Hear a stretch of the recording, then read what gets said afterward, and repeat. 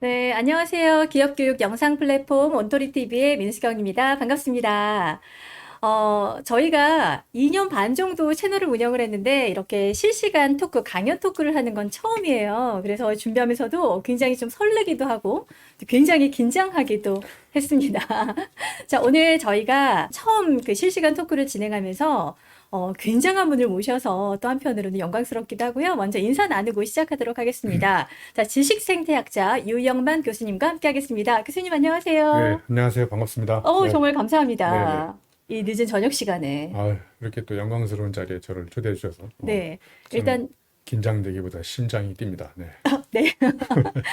요즘 사실은 이제 코로나로 굉장히 많은 삶의 변화들을 겪고 있잖아요. 네. 또 내 삶도 그렇지만 또 일터에서의 여러 가지 환경도 그렇고. 그래서 이런 변화의 시대에 어떻게 하면 우리가 좀 더 행복할 수 있을까? 좀 더 나의 일에서 의미를 찾을 수 있을까? 이런 이야기들을 좀 나눠볼까 합니다. 그렇죠. 네, 강의 주제가 네. 이제, 언택트 시대이기도 하잖아요. 지금 코로나도 2단계로 격상돼서 또 9시까지 또 저녁에 또 이렇게 네. 식당도 못 가고 아무튼 이렇게 맞습니다. 엄청난 변화가 오고 있는데, 저는 이런 시대일수록, 우리가 만나지 못하는 시대일수록 음, 사람이 살아가는 의미를 잃어버리면 더 무의미한 삶을 살 것 같아서, 아예 제목을 제가 의미에 컨택하는, 언택트 시대, 의미에 컨택하는 이런 직장 수업이라고 적어봤어요. 그래서 제가 보기에 이제 영어로 컨택이라는 말은 지금 직접 접촉하는 거잖아요. 음, 근데 지금 직접 접촉할 수가 없으니까 그 반대 방향으로 접촉하는 게 이제 언택트라고 음. 하잖아요. 언택트, 네네. 비대면. 음, 그러다가 요즘에 또 이제 온택트라고 하는 말도 하잖아요. 음, 온택트, 온라인에서 컨택하는 거. 그래서 그쵸. 이렇게 우리가 이제 유튜브로 네. 사람들하고 만나는 게 이제 지금도 온택트예요. 그쵸? 온택트. 예. 네. 그다음에 제가 이 두 개를 뛰어넘는 하나를 또 만들어냈어요. 어, 아웃택트라고 그래서 아웃택트. 예, 제가 사전에 찾아보니까 저도 음. 처음 알아본 아, 단어인데, 그래요? 네, 뭔가요? 아웃택트는 뭐냐면 음, 뭔가를 이렇게 뛰어넘으려고 하는 음, 강력한 의지를 반영하는 게 음, 아웃택트래요. 그래서 이 세 네. 가지를 합쳐서 의미에 컨택하는 방법 이런 이야기를 음, 같이 한번 생각을 나눠볼까 합니다. 네. 네, 의미에 좀 더 컨택해서 내 삶이 좀 더 풍요로워지고 내 삶이 네, 좀 더 행복해지면 좋겠습니다. 저희가 먼저 앞서서 코로나19 시대에 우리가 사실 올 한 해 정말 많이 힘들었거든요. 이제 좀 다른 의미로 코로나를 좀 해석해 봐야 되지 않을까? 그런 생각이 들어요. 네. 교수님도 이런 거 되게 잘하시잖아요. 코로나의 원래 뜻과는 좀 정반대로 좀 새로운 의미 긍정적으로 부여하신 건 네, 거죠? 긍정적으로 해석을 어, 하려고 코로나19의 이니셜을 따가지고 첫 번째 C의 코로나의 C는 어쨌든 우리가 음, 지금 전대미문의 새로운 위기에 직면해 그렇죠. 있잖아요. 그러니까 이런 시대일수록 이 위기의 본질에 대해서 한번 생각해 보자 그래서 크라이시스라는 말을 땄고요. 음, 그다음에는 이런 시대일수록 사람은 직접 못 만나더라도 이게 마음을 열고 저 사람이 생각하는 바가 뭐고 저 사람이 필요한 게 뭔지를 열린 마음으로 잘 들어볼 음, 필요가 있을 것 같아서 코로나의 O자 두 번째를 오픈 마인드라고 봤어요. 네. 그다음에 이제 그럴 때일수록 R은 이제 리스펙트라고 그래서 서로 존중해주고 배려해주고 음, 나와 다름과 차이를 이렇게 틀렸다고 생각하지 말고 자 저렇게 생각할 수 있다라고 나의 모든 사람을 스승으로 삼고 음, 배우려고 하는 자세를 저는 리스펙트라고 봤어요. 음, 자, 그다음에 이제 또 하나의 O가 이제 옵티미스틱이라고 생각해요. 왜냐하면 정말 리더들하고 뭔가 이렇게 팀원들하고 굉장히 중요한 차이가 뭐냐면 제가 생각해 볼 때 팀원들은 먹구름이 껴 있으면 먹구름만 이렇게 바라보고 부정적으로 생각하는데 음, 리더는 먹구름 속에 태양이 숨어 있을 것이다. 음, 이렇게 긍정 마인드로 바라보는 거예요. 네. 그래서 이 코로나가 우리한테 지금 무려 2월 달부터 12월이 가까워져 또 여전히 우리를 괴롭히고 있잖아요. 이런 괴롭힘의 진정한 의미가 뭘 것을 굉장히 생각해 보면서 위기 속에서 음, 기회를 찾아보려고 하는 마인드가 저는 이제 긍정의 음, 옵티미스틱 마인드라고 생각하고요. 그다음에 이제 코로나의 N자 이거는 이제 now here라고 생각해요. 지금 여기서. 음, 그래서 우리가 먼 미래까지 생각할 필요도 없이 지금 여기서 당장 우리가 이 순간을 극복하고 재미있고 행복하게 살려면 어떻게 해야 될까? 그래서 저는 먼 미래 담론을 추상적으로 이야기하는 것보다 지금 여기서 음, 오늘은 제가 민 대표님하고 어떻게 하면 여러분을 행복하게 해줄까? 그래서 지금 여기서의 now here를 음, 생각해 봤고요. 그 다음에 이제 마지막 코로나의 A는 awakening인 것 같아요. 그래서 나를 일깨우는 오히려 이 시기에 우리가 크게 생태학적으로 반성하고 성찰해서 인간이 자연한테 저질렀던 음, 그런 만행들을 네. 스스로 심각하게 반성하는 그래서 그게 어웨이크닝이라고 생각하고 마지막 19는 이제 19살의 청춘의 마인드로 음. 우리가 다시 한번 생각해보자 이런 차원으로 제가 이제 어웨이크닝이라고 적어봤습니다. 네. 네, 코로나19의 의미를 이제 앞에 첫 글자만 따서 예, 네. 새롭게 좀 해석을 해보셨어요. 코로나19를 다른 의미로 해석하신 것처럼 지금 이 상황의 고통과 고난도 좀 다르게 해석할 수 있는 힘이 필요하지 않을까라고 생각을 하거든요. 네. 어떻게 하면 조금 더 긍정적으로 이걸 해석할 수 있을지 궁금해요. 제가 얼마 전에 읽었던 책 중에 면역에 관하여라는 책이 있어요. 음, 거기에 보면 이런 말이 나오더라고요. 면역은 사적인 계좌인 동시에 공동의 신탁이다. 이게 이제 면역을 약간 은유법으로 풀어낸 건데, 첫 번째 왜 사적인 계좌냐면, 면역을 하면 내 몸이 건강해지게 내 스스로 개인적으로 사적인 어떤 이익을 추구할 수도 있고 내 몸의 건강을 사적으로 추구할 수도 있잖아요. 그런데 그렇죠. 내가 오늘 건강하지 않으면, 내가 예를 들면 어떤 전염에 걸려 있을 때 이렇게 대화를 하다가 민 대표님한테 이렇게 옮아갈 수도 있거든요. 그래서 저는 개인적으로 내 몸이라고 하는 것은 내 몸이 아니라 우리의 몸인 거예요. 그래서 이런 코로나 시기에 우리한테 크게 한번 우리가 깨달아야 될 건 뭐냐면, 내 몸을 건강하게 만드는 것은 나의 건강과 행복을 위한 것뿐만 아니라 나하고 관계 있는 모든 사람들의 건강과 공동체의 행복을 추구하는 이런 의미라고 생각해요. 그래서 우리가 여러분이 건강해야 되는 이유라고 생각해요. 네. 그래서 제가 좋아하는 김현수 시인이 이런 책을 썼더라고요. 파도가 바다의 일이라면. 이 제목에 속아서 책을 샀는데 여기에 보니까 이런 말이 나와요. 네. 파도가 바다의 일이라면 너를 생각하는 건 나의 일이었다. 제가 이걸 또 네. 제가 또 표절 전문가잖아요. 그래서 이걸 또 이렇게 어떻게 표절했어요. 바꾸셨어요? 코로나가 바이러스의 일이라면 코로나를 극복하는 건 우리의 일이었다. 예. 지금 생각보다 음지에서 우리가 생활하는 시간이 조금 길어지고 있잖아요. 그쵸. 자, 이 시기를 우리가 인간의 그동안 극복했던 슬기를 가지고 잘만 극복하면 저는 이 코로나 이후에 우리의 삶이 조금 더 행복한 시간으로 더 다가올 것이라는 이런 생각을 해봤습니다. 네. 지금 직장에서의 변화도 아주 크잖아요. 네. 이 코로나로 인해서 직장에서 겪고 있는 일터 위기 이런 건 어떤 게 있을까요? 우리 민 대표님은 월요일 아침에 출근할 때 다리가 떨리세요? 심장이 떨리세요? 둘 다 떨려요. 둘 다 떨리시는구나. 병원에 가셔야 되겠네요. 저 근데 둘 다 떨려갖고요. 위에 심장이 떨리면 오운어일 가능성이 많고요. 다리가 떨리면 월급쟁이일 가능성이 많고. 딱 맞네. 그쵸. 오너인데. 네, 코로나 때문에 이제 점점 그동안에도 직장 가기 싫었는데 더더욱 이제 하기 싫은 일이 자꾸 생기니까 직장인들이 다리가 떨리는 경우가 많다고 합니다. 그다음에 이제 코로나가 와서 네. 이제 와서가 아니라 그 전부터 제가 보기에 우리가 점점 더 힘들었던 게 뭐냐면, 생각하는 시간이 많아지면서 나가서 행동하고 실천하는 시간이 점점 없어지는 거예요. 그렇죠. 그러니까 이제 몸을 움직이고 실천하는 시간보다 생각하고 고민하는 시간이 많아지는 것이 저는 삶의 위기이자 직장의 위기라고도 생각하고, 점점 어느 순간부터 사람들이 내 이야기를 하는 시간보다 남의 이야기를 하는 시간이 많아요. 나의 이야기보다는 세상의 이야기, 그다음에 세상이 어떻게 변화가고 그 이야기가 나한테 어떤 의미를 미치는지 이런 것들을 자꾸 보게 되고, 그다음에 점점 호기심이 없어지고, 호기심이 없어진다는 얘기는 이제 물음표가 없어진다는 거거든요. 그러니까 뭔가 궁금한 게 이제 몇 가지로 한정돼 있고 예전과 다르게 좀 이렇게 색다른 데 관심을 갖게 되는 것도 점점 네. 축소가 되고, 그래서 이 코로나 위기를 어떻게 극복할 것인지에 대한 저마다의 위치에서 고민하는 시간은 많아지지만 그거 이외에 다른 것들을 이렇게 폭넓게 관심을 갖고 시작하는 거는 별로 없어지는 것 같아요.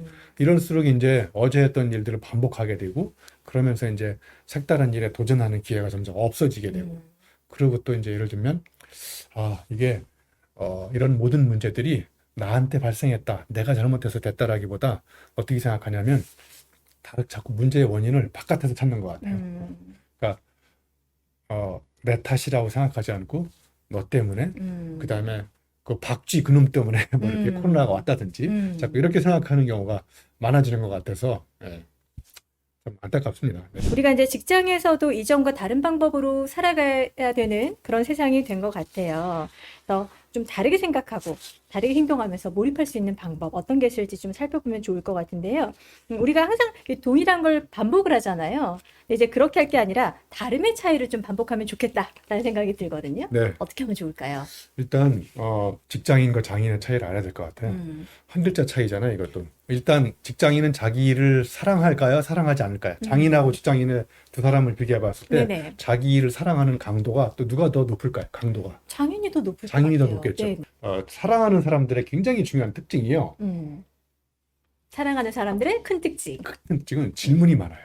아, 그렇지. 어디야? 뭐 했어? 뭐 먹었어? 밥 밥 먹었냐? 먹었어? 뭐, 네, 5가지 잘 잤냐? 뭐 아침에 출근은 잘했냐? 뭐 싶습니다. 처갓집에 땅은 얼마나 되는지 이런 거 다 궁금하지 않습니까?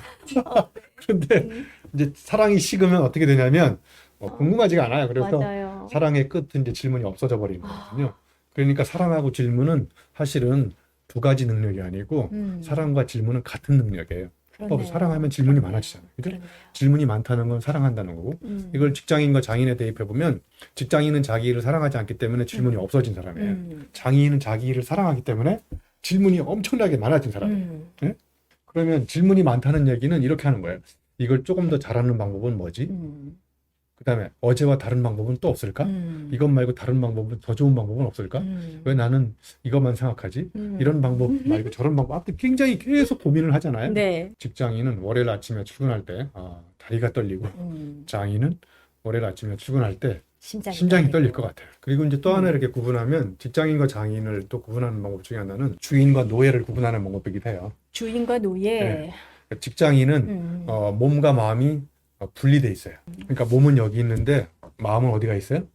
저쪽에 놀이터 아니면 집에 아니면 어디 뭐 저 산에. 근데 장인은 몸과 마음이 항상 붙어 다녀요. 그러니까 몸과 마음의 거리가 멀어질수록 노예적인 삶을 사는 거고. 그렇죠. 괴로울 거 아니에요. 내 그렇죠. 마음은 저기 있는데. 몸과 마음이 하나로 붙어 있으면 이거는 이제 뭐 엄청나게 몰입을 하게 되고 그렇죠, 그렇죠. 거기가 놀이터가 되는 거죠. 예. 그리고 주인 정신을 갖고 있는 사람은요 가장 중요한 특징이 자기 일에 대한 열정이 있어요. 예. 열정이라는 것은 목표를 향해서 매진하는 뜨거운 그 엔진하고 비슷한 거거든요. 네네. 예. 이게 열정이 식어버리면 이제 대충 대강 한 발 담궈서 생각하는 거죠. 뭐 주인 정신을 갖고 주인공으로 일하면 장인 정신을 가질 수 있다. 뭐 이제 이런 말씀으로 저희가 이제 해석을 하면 될 것 같아요. 혹시 그럼에도 불구하고 조금 더 구체적으로 액션할 수 있는 어떤 방법이 좀 있을까요? 여기 우리 민 대표님 스태프진들한테 제가 질문을 드려볼게요. 네. 예. 질문 갑니다. 네. 첫 번째, 당분간은 다니실 거죠, 여기. 갑자기 좀 불안해져요. 네. 두 번째 질문. 자, 우리가 앞으로 살아갈 나이가 몇 살까지 살 수 있는지, 즉 남은 나이가 몇 살인지 혹시 아는 사람 모르셨다. 예. 그러니까 오늘 제가 문 대표님하고 이렇게 토크하는데 이게 너무 감동적이어서 듣다가 죽을 수도 있거든요. 그러니까 우리는 언제 죽을지도 모르는 거예요. 그런데 당분간 다녀야 되고. 그러면 어차피 당분간 다닐 거면 다리 떨고 막 이렇게 인상 찡그리고 막 틀에 박힌 일 반복하지 말고, 자, 오늘은 내가 회사 가는 날이 마지막 날이다. 예를 들면 오늘이 가장 젊은 날이거든요. 그럼 오늘 가서 내가 친구들하고 재밌게 하는 방법은 뭘까? 어제와 다르게. 그런 걸 하나씩 늘 재밌거리를 갖고 와서 회사에 와서 재밌게 놀다 간다. 어차피 다닐 거잖아요, 당분간. 그냥 아침에 출근할 때 물음표 하나만 좀 띄워도 좋을 것 같아요. 그렇습니다. 오늘은 뭘 네. 다르게 해볼까? 네. 라는 물음표 하나만 좀 띄워봐도 좋을 것 같습니다. 이제 일하는 방식은 물론이고 사고방식이나 패러다임도 좀 이렇게 변화가 좀 필요할 것 같아요. 네, 뭐 근본적으로 많이 필요하긴 한데 일단 저는 이렇게 생각해 봐요. 자, 코로나가 우리가 예측했던 재난일까요? 예측 못했죠. 예, 그리고 네. 민 대표님도 이제 2020년이 거의 이제 하반기 다 끝나가고 있는데 상반기, 전반기 2020년 초반에 작년에 세웠던 계획들이 계획대로 되는 게 많은가요? 계획대로 안 되는 게 많은가요? 뭐 사실 올해 같은 경우에는 정말 예측 불가의 상황들이 이렇게 뻥뻥뻥 터졌기 때문에 네. 거기에 맞춰서 가느라고 정말 정신없이 네. 살았던 것 자, 같아요. 그러면 이제 우리가 이렇게 생각해 봐야 돼요. 지금까지는 네. 많은 것들을 계획을 세웠었고, 그다음에 목표를 세우고, 결과 중심으로 일을 했었는데, 그렇죠. 이런 패러다임들을 필요 없다가 아니라, 이제는 계획이 없었던 일, 계획대로 안 되고, 그리고 목표대로 안 되고, 그럴 때 우리는 어떻게 해야 될까? 이런 거를 우리가 코로나 시대와 함께 더불어서 생각해 봐야 될 것 같아요. 그래서 정말 우리가 목표를 달성하고 그런 걸 토대로 우리가 뭔가를 결과를 만들어내는 노력도 필요하지만, 목표를 달성하는 과정에서 우리가 다 같이 어제와 다른 방법을, 행복한 방법을 느끼는 건 뭘까? 그러니까 과정의 아름다움이 결과의 아름다움을 가져가는 거예요. 그래서 우리가 이렇게 이 계획을 세워서 어떤 결과를 달성하려고 하는데 갑자기 코로나가 지금 2단계, 뭐 그렇죠. 극단적으로 3단계 막 이렇게 펼쳐지면 또 우리가 했던 게 못할 수 있잖아요. 그러니까 그 목표로 가는 과정을 즐기자는 거예요. 제가 좋아하는 영화 중에 리스본행 야간 열차라고 있는데 거기에 보면 인생 최고의 감독은 우연이다. 예. 그러니까 여러분 계획대로 안 되고 목표대로 안 되고 그럴 때 우연히 음, 우리가 만나서 뭔가 성취하는 것, 이런 것들을 우리가 또 소중하게 생각해야 되지 않을까, 이런 생각을 해봤어요. 네. 지금 우리 이 순간도 사실은 과정인 거예요. 그렇죠? 맞습니다. 네. 이 모든 순간순간들이 과정이기 때문에 이 과정 자체에 몰입하고 내가 그 안에서 행복감을 느끼지 못하면 결과로 가는 그 지점까지 얼마나 괴로울까라는 생각이 들거든요. 여러분 이걸 잘 해석하셔야 되는데, 목표가 음, 필요 없다가 아니라 음, 사람을 불행하게 만드는 가장 강력한 주범이 오로지 목표 중심으로 살기 때문에 불행한 거예요. 목표를 달성하는 과정에서 정말 느끼고 오감을 열어놓고 행복하게 지내도 시간이 부족한데, 그 목표를 달성하는 목표를 중심으로 가다 보니까 목표 달성 과정이 싹 사라지고, 그러니까 이제 디지털 코드인 거죠. 음, 출발지와 목적지만 존재하고 음, 출발지에서 목적지로 가는 과정이 싹 사라져 버린 음, 이런 삶이 우리의 삶을 좀 불행하게 만든다고 생각해요. 순간순간 좀 누리세요. 네, 네, 누려야 될 것 같아요. 자, 저희가 지금 이제 장인이 될 수 있는 방법, 그리고 내가 내 업에서 가치를 찾고 의미를 찾을 수 있는 방법 이야기를 나누고 있습니다. 현실에 안주하지 않고 지금 여기서 낯선 것으로 이제 탐험을 하는 그 과정에서 색다른 일에도 좀 많이 도전해봐라. 이런 이야기로 해석을 해도 될 것 같아요.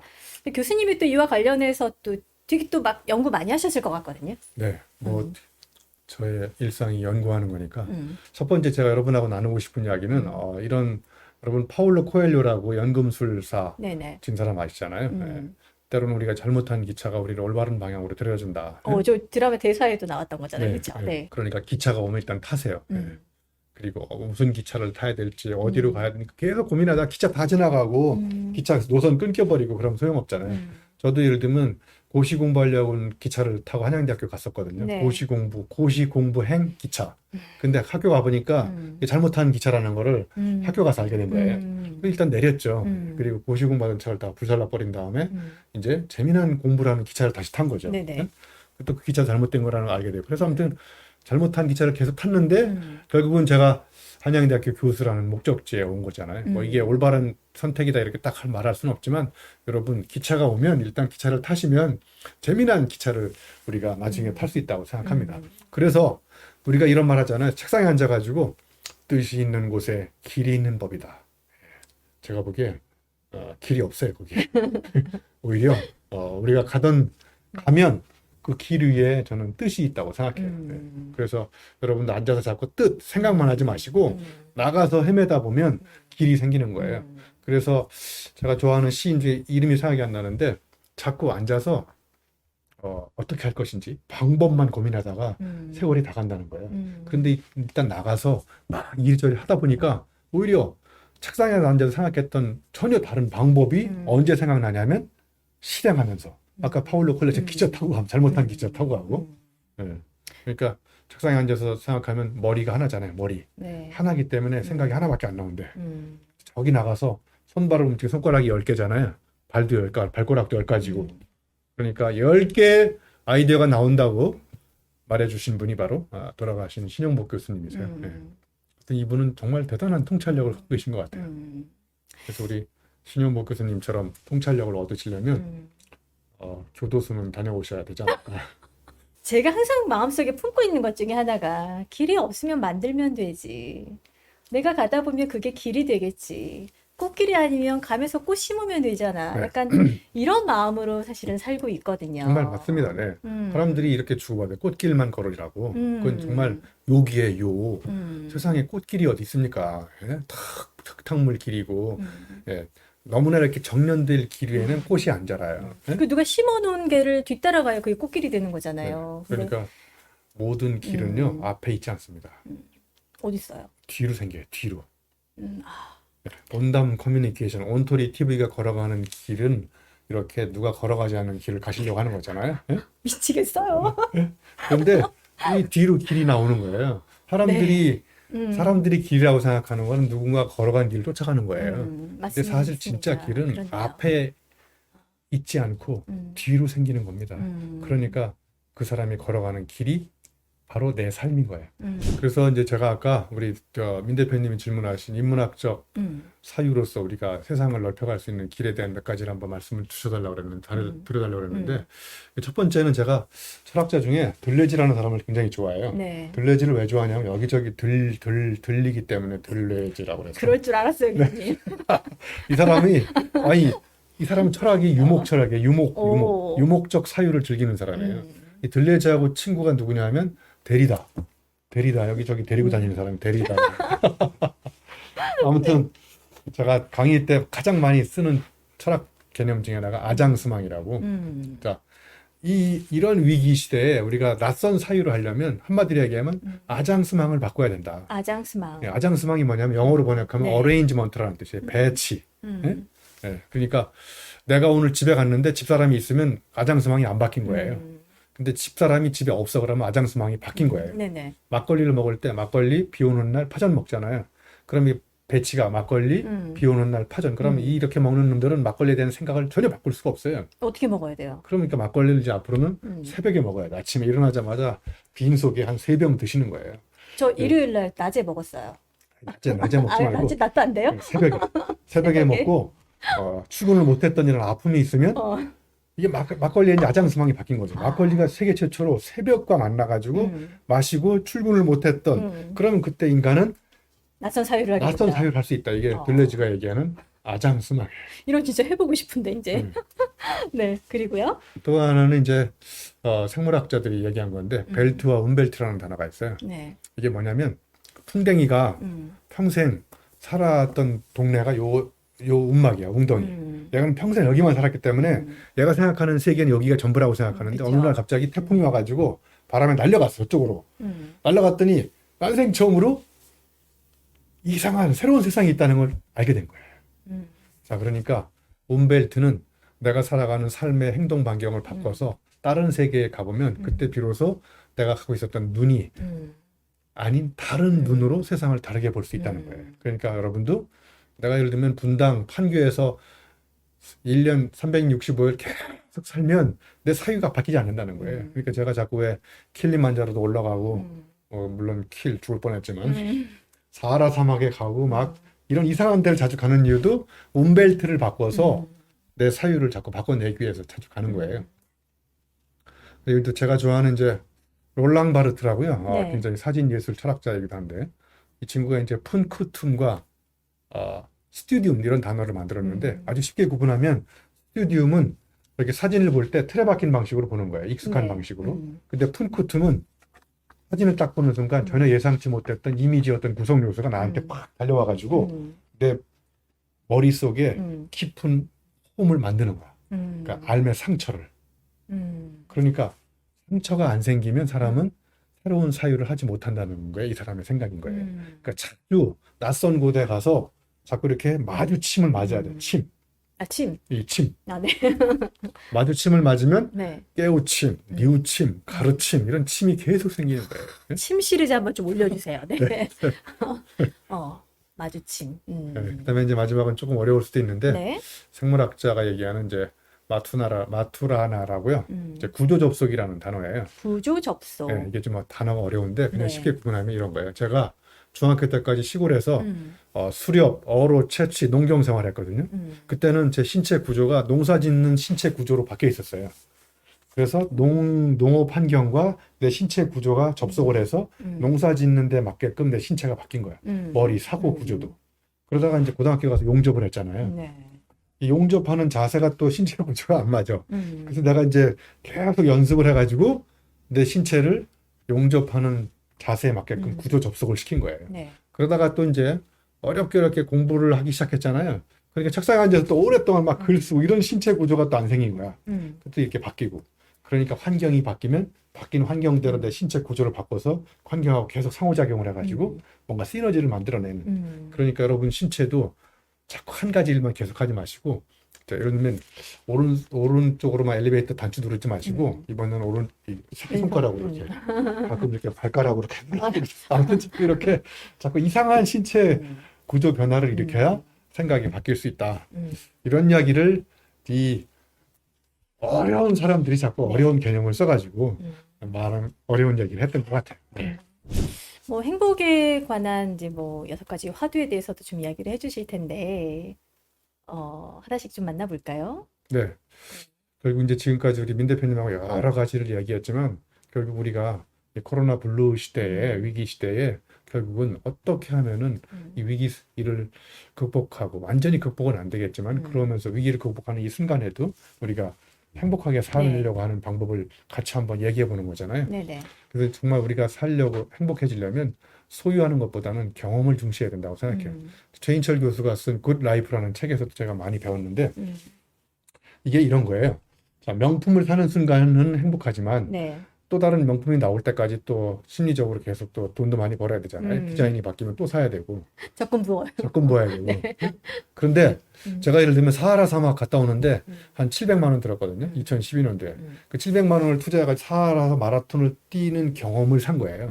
저는 지금도 아직 사하라에서 마라톤 뛰었던 그 아름다운 추억, 일몰이 넘어가는 바다, 불바다처럼 막 모래사막이 그렇게 변하는 이런 경험들은 아직도 저를 굉장히 행복하게 만들어요. 제가 되게 어렸을 때인데요. 뭐 지금 생각해보면 어렸을 때죠. 23살? 그때 제가 그 내몽고를 여행을 한번 한 적이 있었거든요. 와, 내몽고. 네. 네. 그 친구들이랑 저 비포장도로를 막 달달거리면서 한 5시간 정도 달렸더니 저 뱃속이 내장이 아픈 거예요. 너무 흔들려가지고. 진짜 여기 아파서 이렇게 움켜쥐고 갔거든요. 딱 도착해가지고 그 초원에 딱 떨어졌는데 한 바퀴를 삥 돌고 나니까 방향 감각을 잃어버려요. 세상이 그냥 쫙 펼쳐져 있는데 이 풀이나 저나 다를 게 없는 거예요. 그러면서 그 순간에 탁 들어왔던 인사이트가 나 별것 아니네. 네. 그 엄청난 그렇게 네. 아둥바둥할 필요 없고 그냥 의연하게 그냥 풀한포기처럼 의연하게 살아도 되겠네. 그게 제가 23살 때였어요. 그래서 그게 저한테는 굉장히 컸던 거예요. 그러니까 사람이 음, 위기에 처하고 불안하고 뭐 이럴 때 자연과 자꾸 가까이 가야 자연이 우리한테 엄청난 깨달음을 주는 거라고 생각해요. 그래서 저는 자연은 보호 대상이나 이런 게 아니라 우리가 위대한 스승으로 모시고 배워야 될 그 배움의 대상이라고 생각해요. 네. 네. 자, 소유하지 말고 경험하라. 네. 자, 그리고는 다음. 이제 뭐 네. 두세 가지를 한꺼번에 엮어서 생각해 보면 네. 사람이 이제 불행한 이유는 태어나서 죽을 때까지 남하고 비교해서 남보다 잘하려고 하기 때문에 불행한 것 같아요. 근데 자연에서 모든 생명체들은 절대로 남하고 비교하지 않거든요. 오리, 다리가 짧은 오리가 다리가 긴 학을 보고 시샘하고 질투하고 그래서 저 관절염, 아니 저 정형외과 가서 다리 길게 늘어뜨리면 수술하지 않잖아요. 네. 예? 그 노래 잘하는 참새가 예? 물론 참새 입장엔 노래 잘한다고 생각하지만 사람한테 소음일 수도 있지만 예? 노래 잘하는 참새가 또 노래 못하는 예를 들면 뭐 토끼도 있고 그죠? 예. 수영 잘하는 오리하고 있는데 또 토끼는 수영을 못하니까 이렇게 서로 비교하지 않거든요. 근데 우리가 태어나서 사람이 불행한 가장 첫 번째 이유는 자꾸 어제의 나와 비교해서 내가 조금 달라지고 있는 게 뭔지를 비교하지 않고 자꾸 비교의 대상을 바깥에 두는 거예요. 바깥에 두어가지고 바깥에 있는 남과 비교하면서 결국 내가 누구인지를 잃어버린 거예요. 나를 드러내고 나답게 살려고 노력해야 되는데 남하고 비교하고 그러면서 이제 내 색깔이 없어지고 그렇게 된 거라고 생각해요. 예. 그리고 이제 우리가 행복해지는 방법은 이게 잘 들으셔야 되는데 욕망을 중심으로 살아야 돼요. 내가 예를 들면 이런 거예요. 되어야 하는 의무를 이행하는 거, 의무. 뭐 집에 어머니로서의 의무, 남편으로서의 의무, 시어머니를 모시는 어떤 며느리로서의 의무, 이런 의무를 당위적으로 계속 하다가 결국은 내 인생이 없어지는 경우가 많이 있을 수 있거든요. 예? 그래서 예를 들면 저도 이제 우리 아이들 교육시키는 학부모로서 정말 벌었던 거 다 투자해가지고 개털됐는데 예를 들면 네. 이런 학부모로서의 마땅히 해야 될 의무를 이행하다가 내 인생이 망가질 것 같아. 그래서 이제 우리 아들하고 딸하고도 이렇게 선언했어요. 자, 우리 각자 도생하자. 이제는 우리가 내가 앞으로 며칠 살 날도 며칠 네. 모르겠는데 나도 내 욕망을 추구하면서 내가 하고 싶은 것 좀 해야 되겠다. 예? 그래서 이제 사람은 자꾸 이렇게 어느 하나를 완전히 포기하라 이런 게 아니라 한쪽으로 너무 쏠려버리면 위험한 인생이 살 수도 있고 불행한 인생이 살 수도 있다는 거예요. 그리고 사람이 정말 불행한 이유 중에 하나는요. 네. 우리 민 대표님은 생각하는 게 많아요? 행동하는 시간이 많아요? 저는 생각함과 동시에 벌써 엉덩이 들썩거리고 움직이고 있어요. 그러니까 약간 실행형 CEO에 가까우시군요. 네, 그래서 좀 좀 많이 피곤하실지도 몰라요. 저랑 같이 일하시는 분들은. 많이 피곤하다고 지금 막 고개를 끄덕끄덕 하고 네, 있네요. 격하게 끄덕거리고 있죠. 네. 저도 음, 그 생각과 행동이 거의 컨커런트 하거나 음. 제가 그래서 설립할 대학이 드리대학교 저질러학과 뒷수습 전공이라고 세상을 뒷수습 전공 저 진짜 필요해요. 아니 세상을 뒷수습을 잘해요. 무조건 그러니까요. 들이대고 저질러면 안 돼요. 그러니까 저 뒷수습 전공해야 돼요, 정말로. 여기 뒷수습하는 직원들이 있으니까. 네. 그러니까 세상을 바꾸는 음. 사람은 생각하고 아이디어가 많은 사람이 아니라 음. 나가서 행동하는 사람이 세상을 바꾸거든요.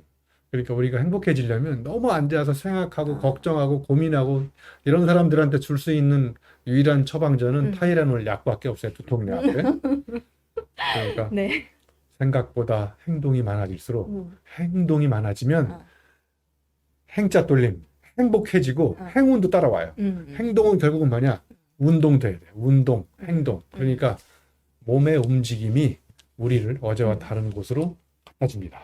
저는 그게 우리가 행복해지는 방법이라고 생각하고 이제 마지막으로는 거창한 계획보다 사소한 실천, 작은 실천, 중장기 발전 전략, 100년 후의 비전, 100년까지 넘어들어 10년 비전, 10년 동안 아주 죽을지도 몰라요.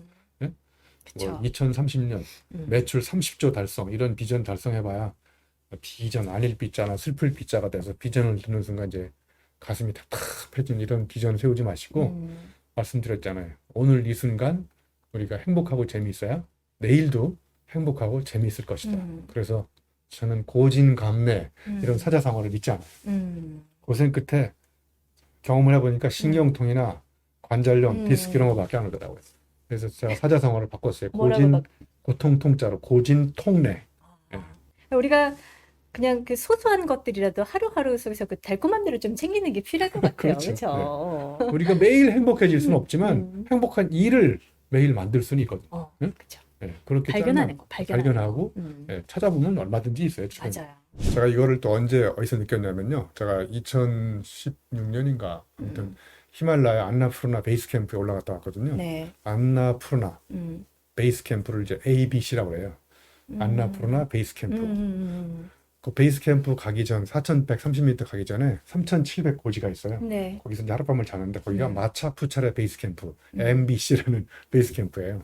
거기서 하룻밤을 자는데 일몰 장면을 봤는데 너무 아름다운 장면. 나중에 한번 사진 이거 보여줘 보세요. 이게 제가 휴대폰으로 찍어온 사진인데, 휴대폰으로 찍어온 사진인데 저 봐보세요. 바위가 저 불타는 바위처럼 이게 일몰 장면. 황금 지금. 이걸 엄청난 카메라로 찍은 게 아니라 스마트폰으로 찍어온 거예요. 응? 멋있네요. 이게 순간적으로 싹 사라지더라고요. 잠깐 사이에. 단 몇 분 사이에. 몇 분 사이. 예.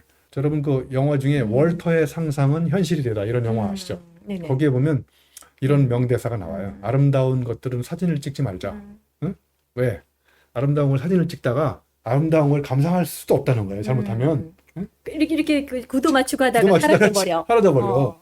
그러니까 사진기 집어치우고 그걸 그 순간을 즐기고 감상하라는 거예요. 그래서 저도 그 영화 대사가 생각이 나서 네. 이걸 찍어올까 안 찍어올까 하다가 남는 건 사진밖에 없죠. 교수님 사진 찍지 마. 그래요. 그러니까 이렇게 저희한테 공유해서 보여주실 수 있잖아요. 그래서 제가 감사해요. 네. 3M 법칙을 만들었어요. 뭐예요? Make, Moment, Memorable.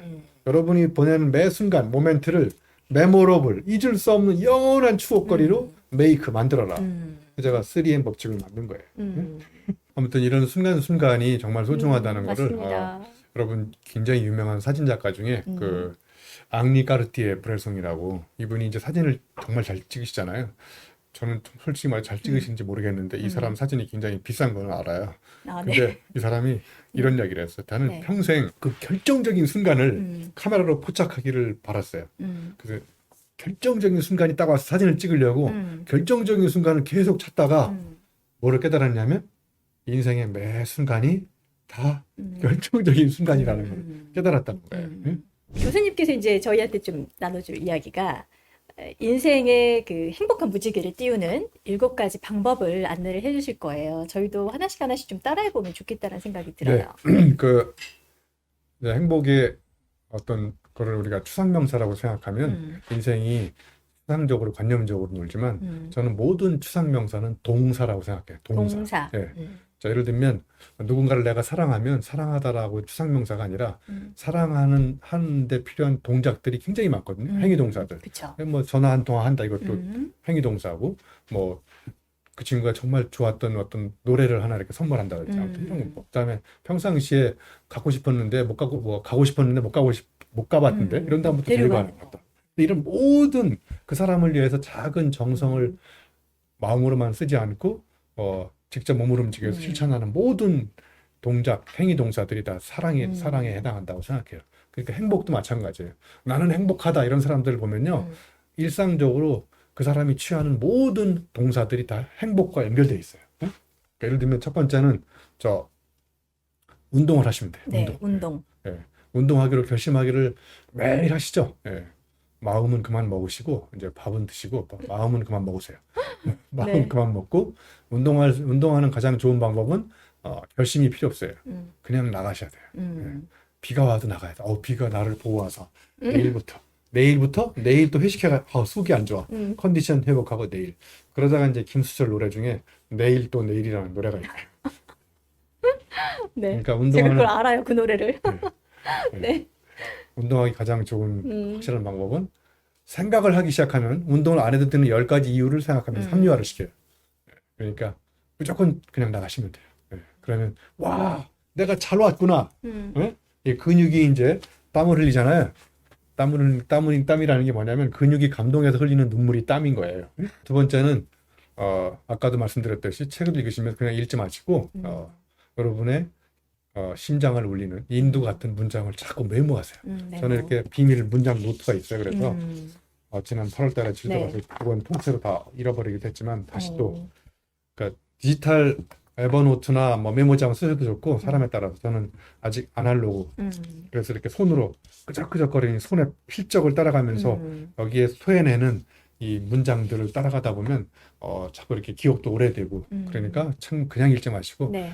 오늘 나한테 인도 같은 한 문장 이거야. 한 문장 써놓고 이렇게 생각해 보시고 이런 게 또 우리가 행복하게 사는 방법이에요. 그다음에 이제 또 그냥 문장만 쓰지 마시고 네. 문장에다가 짤막한 생각이라도 여러분의 의견이나 느낌을 한번 써보세요. 그러면 이게 또 그냥 문장이 아니에요. 그러니까 여러분 모든 책 읽는다는 것은 읽기의 종착역은 책 쓰기입니다. 그러니까 처음부터 책을 쓰려고 하지 마시고 문장마다 이렇게 쓰고 여러분의 느낌을 자꾸 써보시고 그러면 이제 팩트, 메시지에다가 필링, 내 느낌을 자꾸 추가하기 시작하면 다른 데 봤던 또 책의 문장들이 또 연결되거든요. 그럼 연상돼가지고 또 거기다 또 이렇게 쓰고 자꾸 이렇게 물고 늘어지는 거예요. 정말 놀라운 사실은 문장을 하나 쓰면 이 문장이 다음 문장을 불러와요. 근데 이렇게 하얀 백지를 놓고 뭘 쓸까를 고민하면 머리도 하얘져요. 그러니까요. 머리색이 하얘지는 이유는 백지를 놓고 자꾸 생각하기 때문에 하얘지는 거예요. 그러니까 일단은 뭐라도 써야 됩니다. 써야 돼. 쓰면 그 한 줄을 근간으로 없었던 생각이 떠올라서 그 다음 문장을 쓸 수 있어요. 자, 그 다음에 저는 일상에서 가장 큰 행복은 시 읽는 거거든요. 시를 읽는 거예요.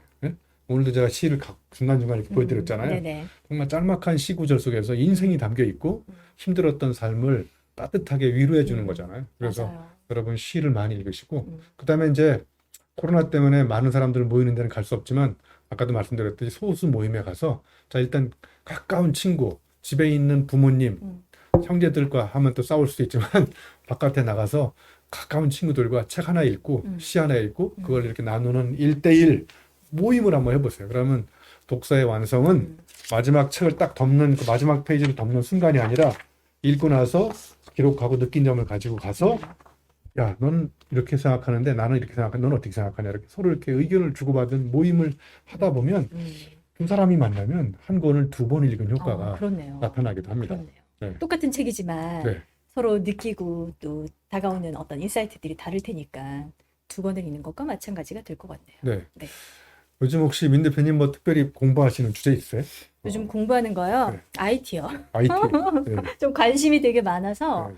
어, 그렇죠. 네. IT를 기반으로 내가 돈을 어떻게 벌까 이렇게 사업 구상을 하다 보니까 필요성이 생기고 맞아, 그것이 나의 삶과 연결이 되고 네. 생계와 연결되니까 강력하게 흡인력이 생기고 그러니까 누가 시키지 않아도 그걸 집중적으로 파고 들어가서 공부하려고 하잖아요. 그러니까 절대 그 IT적인 그 뇌를 갖고 있지 않는 사람이라고 생각을 했는데 관심이 가더라고요, 예. 요즘에. 그러니까 이제 우리가 굉장히 젊게 사는 가장 강력한 비결은요, 음, 하나의 주제를 정한 다음에 음, 일정 기간 계속 공부를 하는 거예요. 이게 음, 바로 꼰대에서 벗어나는 길이에요. 음, 제가 그랬잖아요. 꼰대의 정의는 입력 장치는 고장났지만 음, 출력만 살아있는 사람이 음, 꼰대라고. 그러니까 음. 꼰대에서 벗어나는 가장 강력한 방법은 계속 다른 주제를 가지고 네. 일정 기간 계속 공부를 하세요. 그러면 음, 생각도 말랑말랑해지고 멘탈 머슬도 탄탄해지고 음, 그러면서 이 코로나 위기를 극복할 수 있는 그런 어떤 근육도 생기는 거예요. 음, 예. 네, 마지막은 이제 음, 우리가 여행을 떠나야 되는데 음. 여러분 여행이 우리를 떠났잖아요. 그죠? 정말요. 요즘에 거꾸로. 맨날 옛날 사진 보고 있어요. 예, 그래서 저는 이번에 이제 12월 어, 달에도 제주도 갈 건데요. 네. 제주도 가서 짤막한 음, 시간이라도 제주도 가는 이유는 제주를 뒤집으면 주제잖아요. 주제 파악하려고 제주에 가는데 짤막한 시간이라도 네. 우리가 근거리라도 음, 해외로 못 가니까 여러분 우리나라가 정말 아름다운 나라라는 걸 저도 잘 모르는데 음, 곳곳에 제가 아직 못 가본 데가 너무 많아요. 그래서 음. 여러분 짤막한 시간만 내더라도 저는 이제 내년 2학기 때부터 네. 1년 동안 연구년이라서 음, 여러 가지 계획을 갖고 있는데 뭐 이런 계획을 갖고 있어요. 자전거 타고 국토 종주를 하자. 한 바퀴 우리나라를 어, 자전거 타고 돌아보자. 응? 음, 그런 것도 한번 해보고. 예? 음, 그다음에 저 제주도 가서 올레길 1번 코스부터 마지막 코스까지 다 걸어보자. 아무튼 음, 뭐 살아있는 동안 음, 여행이라는 게 우리가 꼭 생각하면 해외여행만 있는 것이 아니라 음, 국내 가까운 음, 우리 근거리에서도 얼마든지 음, 여행을 할 수 있어요. 그래서 이 음, 여행이 굉장히 중요한 이유는 색다른 환경과 끊임없이 마주치고 음, 색다른 음식, 색다른 환경, 색다른 사람. 음. 그래서 여행이 우리한테 많은 깨우침을 주는 것 같아요. 네네. 말씀 들으니까 뭐 가까운 데라도 이렇게 파도도 좀 보고 바람도 좀 맞고 예, 네, 그러고 그러면서 싶은 이제 생각이 들어요. 좋아하는 시집 하나 가져가서 음, 멋진 카페에 가서 이렇게 음. 시 한 편 읽고 시집 꼭 감상해. 챙겨야 돼, 그죠? 네.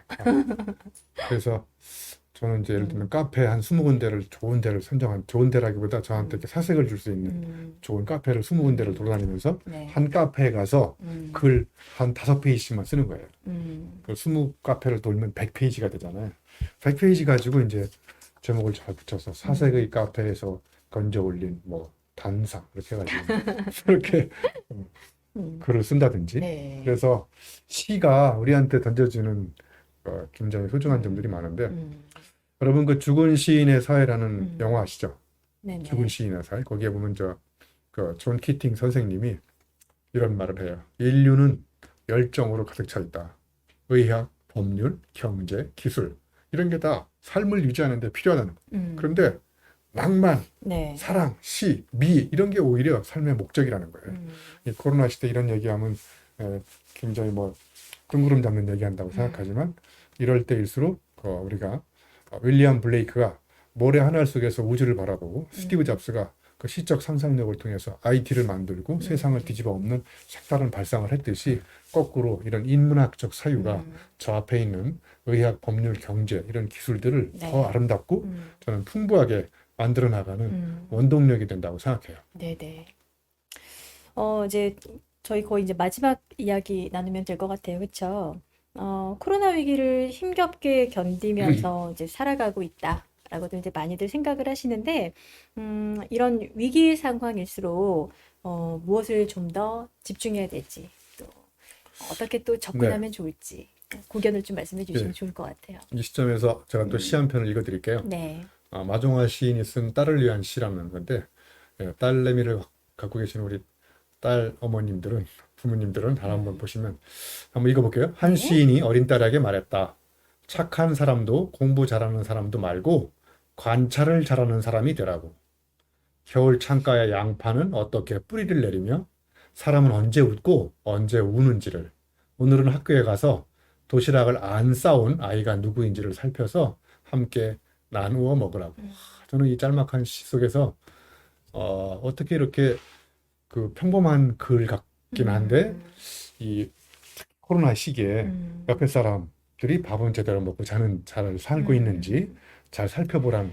그래서 이 시기에 가장 인간한테 필요한 능력은 나보다 힘든 삶을 사는 사람들한테 관심을 가지고 음, 관찰하는 게 아닐까. 음, 저 관찰이 결국은 이 사람 이전과 다른 생각을 불러오는 음, 통찰을 일으키거든요. 음, 그리고 그 통찰을 다르게 한번 생각해 보면 또 성찰이 되는 거고요. 그래서 음, 정말 이 시기에 우리한테 가져야 될 가장 강력한 능력은 관찰 능력이고, 마종화 시인이 얘기했듯이 도시락 안 싸우니까 누구인지를 살펴서 그 친구하고 같이 함께 나눠 먹는 이런 사람이 정말 우리가 지금 필요한 인생이 아닐까 이런 생각을 하고요. 네네.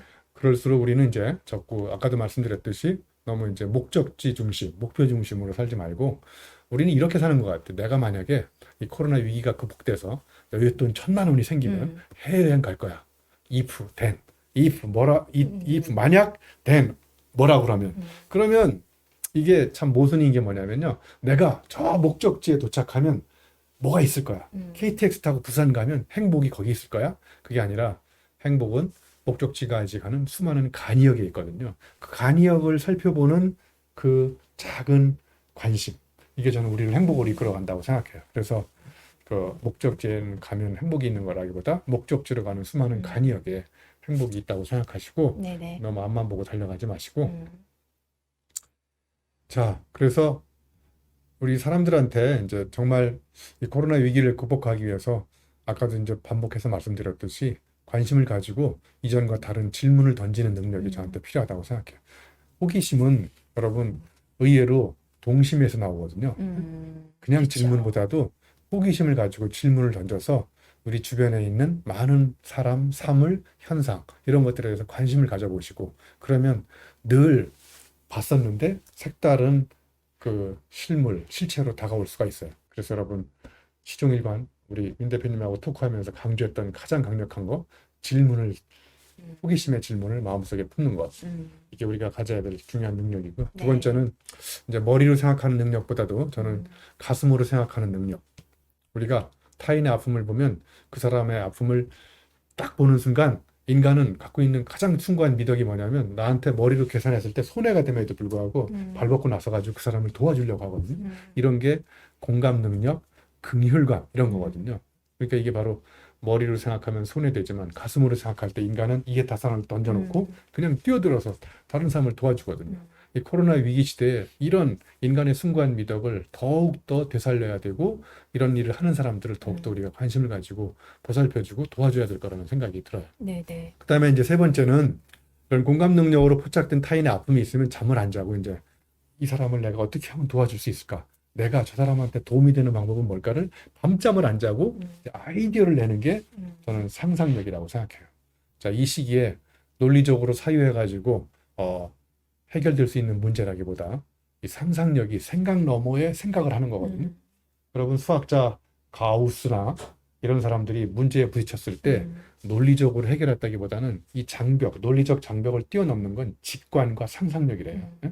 그래서 운해적 사유가 바로 상상력에서 나오는 건데 그냥 상상력이 아니고 타인의 아픔을 포착하는 순간 저걸 어떻게 해결하면 좋을까를 그 아픔을 기반으로 구체적인 그 생각이 시작되는 게 저는 상상력이라고 생각해요.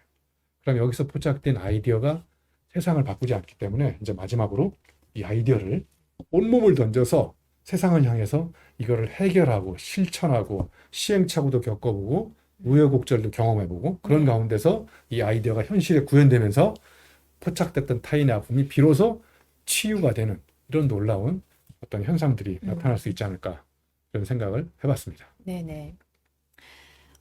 이제 저희가 이제 마무리를 할 때가 된 것 같아요. 그렇죠? 오늘 굉장히 많은 분들이 그래도 참여를 해주시면서 공감도 많이 해주셨고 또 같이 공유하면 좋을 만한 내용들도 많이 좀 남겨주신 것 같습니다.